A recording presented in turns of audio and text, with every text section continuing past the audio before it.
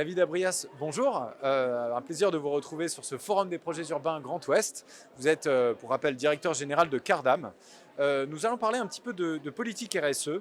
Nombre de sociétés s'impliquent aujourd'hui dans des politiques de responsabilité sociale et sociétale.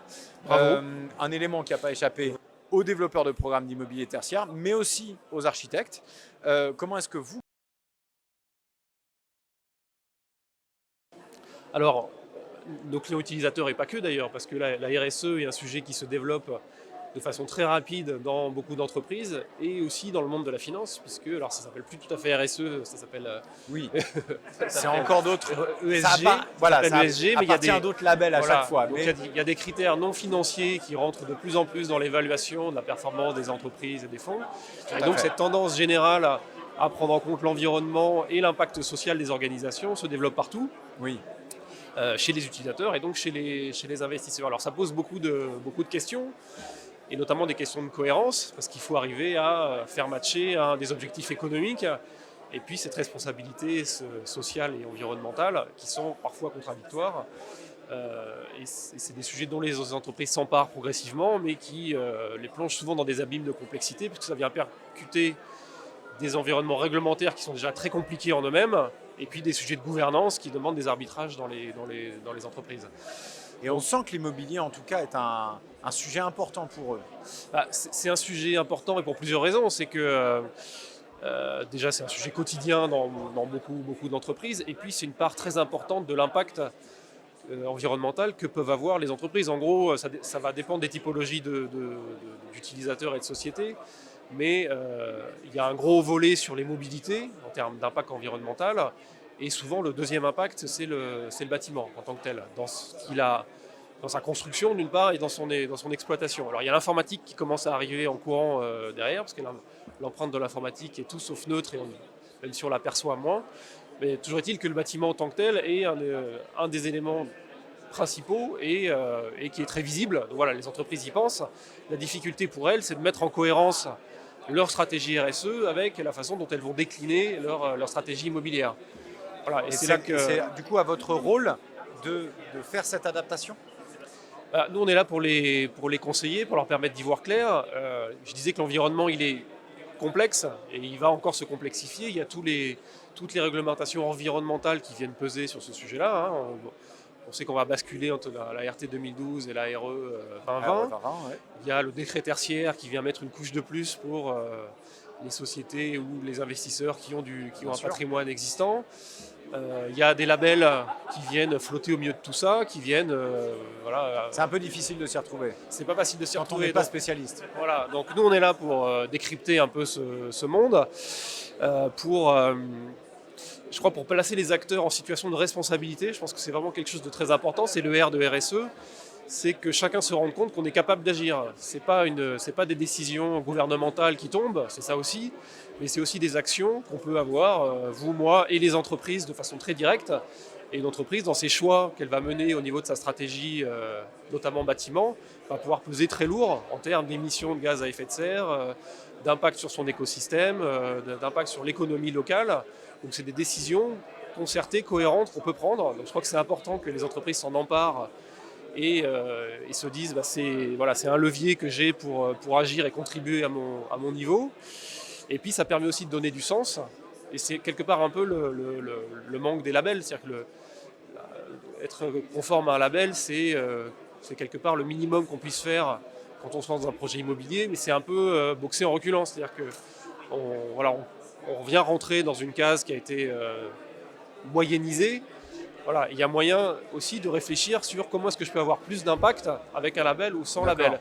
Et ça va dépendre... C'est une des questions d'ailleurs que je voulais vous poser sur ces labels qui sont censés normalement garantir une certaine performance environnementale en fonction d'un certain niveau. Globalement, c'est ce que les labels et certifications proposent.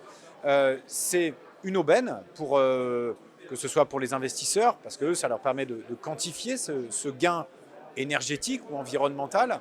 Est-ce que c'est un bon indicateur, que ce soit pour un utilisateur, de cette performance environnementale pour son bâti, dans son utilisation ? Voilà, c'est un peu comme la démocratie, c'est le moins mauvais système connu, on va dire. C'est le moins pire. C'est le moins pire. Non, mais le label, c'est une très bonne chose. Mais c'est l'application d'une évaluation générique sur des sujets qui sont complexes et qui ont des déclinaisons en fonction de la spécificité du bâtiment sur lequel on va travailler, de l'environnement dans Sur lequel du couche humain, des fois, on va dire. Et aussi, donc, le label a eu ce mérite quelque part d'acculturer à la prise en compte de ces critères. Donc c'est déjà énorme, parce qu'on sait que tout ça va passer par d'abord une prise en compte On sait que le marché culturelle. immobilier, de toute manière, ne fait plus sans label. Voilà. Le marché immobilier ne se fait plus sans label. Donc, il y a effectivement cette acculturation. Voilà. Mais le label est lui-même, alors la RE 2020 est là pour ça, c'est-à-dire qu'elle vient résoudre quelques contradictions qu'il y avait dans les règlements thermiques qui étaient jusque-là, qui, on s'en rendait compte, qui visaient uniquement la performance énergétique des bâtiments. Ce qui est un point important, mais l'impact carbone, c'est pas uniquement la consommation de chauffage et de lumière, c'est bien autre chose que ça. Et ça nous amenait parfois à des situations de contradiction, c'est-à-dire qu'une surisolation du bâtiment, qui va permettre de réduire l'empreinte énergétique, représente un investissement carbone qu'on ne pourra jamais compenser avec les économies d'énergie pendant la durée de vie du bâtiment. Donc, voilà, ça nous amenait à des contradictions qu'on a tous vécues, où on venait mettre du bois dans nos bâtiments qui venait de l'autre bout de l'Europe, éventuellement plus loin, de la pierre importée de Chine. Enfin, voilà, on arrivait à cocher les cases des labels en ayant une vision souvent trop resserrée, et la RE 2020 vient quelque part apporter une réponse à ça. Alors voilà, la réglementation évolue, mais il y a encore moyen aujourd'hui, par l'analyse pertinente, de réfléchir à comment est-ce que, avec ou sans label, je vais dans ma politique immobilière et dans ma stratégie architecturale sur un bâtiment, comment je vais venir mettre de la cohérence par rapport à ma stratégie RSE et donc donner du sens à mes actions. Et je crois que c'est ça qui est important, c'est comment est-ce qu'on met un sens derrière et qu'on réalise que tout ça, quelque part, nous mène quelque part, et c'est pas juste cocher une case et éventuellement obtenir quelques droits à construire supplémentaires ou être bien vu par ses clients. Nous, on a souvent, heureusement ou malheureusement, vécu ça, c'est-à-dire que mettre en œuvre des labels à des fins essentiellement de communication, c'est bien, mais on peut le faire aussi avec conviction, et c'est ce qu'on essaie de porter. Est-ce qu'on a encore quelques minutes pour parler de quelques exemples, d'ailleurs, de réalisation de Cardam ? Alors, c'est des sujets qui sont importants. On travaille pour différents types d'acteurs qui ont tous leurs enjeux. On travaille par exemple aujourd'hui beaucoup pour Groupama. Groupama qui est un acteur de l'assurance, donc avec des contraintes en termes d'empreinte carbone et de pratiques vertueuses qui sont très élevées. Il y a eu des nouveaux textes qui ont été publiés au niveau européen l'année dernière.